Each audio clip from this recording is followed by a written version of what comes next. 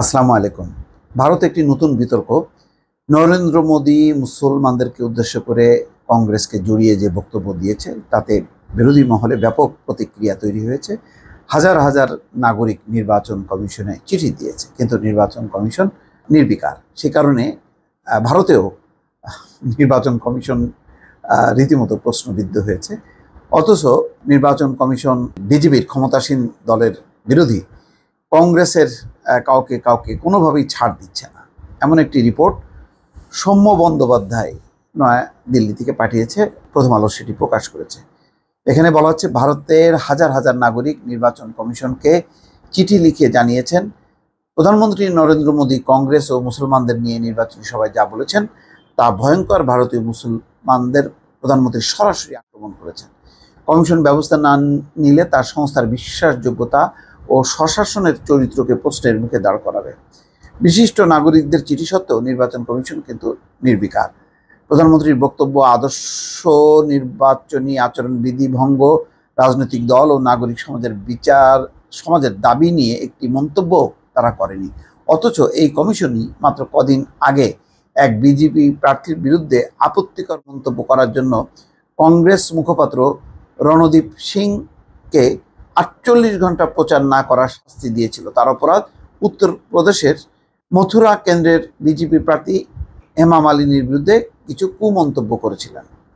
গত রোববার রাজস্থান রাজ্যের বাঁশবাড়া ও পরদিন গতকাল সোমবার উত্তরপ্রদেশের আলিগড়ের নির্বাচনী জনসভায় প্রধানমন্ত্রী মোদী কংগ্রেসকে আক্রমণ করে বলেন, ক্ষমতায় এলে তারা মানুষের ধন সম্পত্তি দখল করে মুসলমানদের মধ্যে বিলিবাটোয়ারা করে দেবে।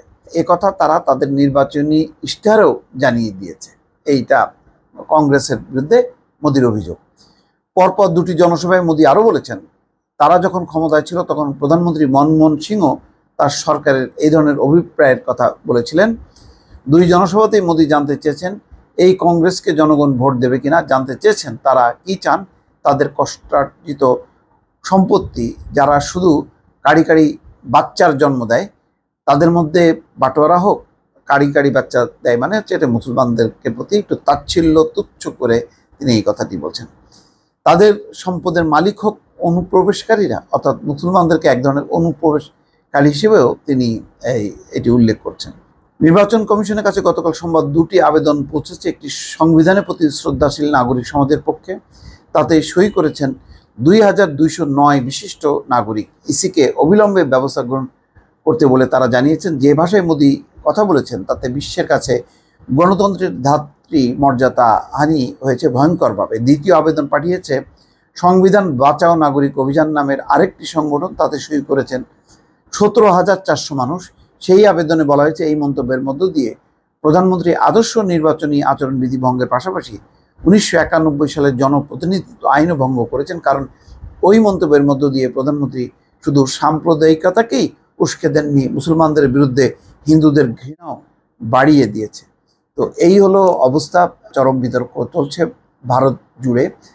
নরেন্দ্র মোদী প্রথম ধাপের যে নির্বাচন, সেই নির্বাচনটি হবার পর যেমন পশ্চিমবঙ্গে তৃণমূল কংগ্রেস বিজয় মিছিল বের করেছে, প্রথম ধাপের ফলাফলের যেই আভাস তারা পেয়েছে সেটা খুব মনোপুত হয়নি। এই কারণে অনেকটা এখন বাকি ধাপের নির্বাচনে যাতে মানুষ বিজেপিকে ভোট দেয়, সেই কারণে হিন্দু ভোট ব্যাংককে লক্ষ্য করে তাদেরকে এক ধরনের উজ্জীবিত করা, উস্কানি দেয়া। কিন্তু আলটিমেটলি নির্বাচনের পর এর প্রভাব তো থাকবে। বিভিন্ন ঘটনায় যদি দাঙ্গা হাঙ্গামা যেগুলি ঘটছে, এবং মোদির আমলে বিজেপি শাসিত রাজ্যে সংখ্যালঘুদের অবস্থা খুবই সঙ্গীন বলে অনেকে মন্তব্য করেন। আর স্বয়ং প্রধানমন্ত্রী যখন যদি এই কথা বলেন, তাহলে সেখানে সাম্প্রদায়িক পরিস্থিতি আরও যে অবনতি হবে, এই ব্যাপারটা নিয়েই ভারতের নাগরিক সমাজ উদ্বিগ্ন। দর্শক, ভালো থাকবেন। আল্লাহ হাফেজ।